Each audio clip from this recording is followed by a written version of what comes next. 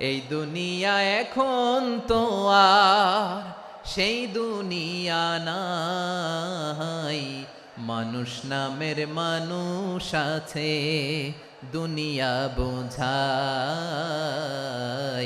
সেই মানুষের ভিড়ে আমার আসল মানুষ নাই।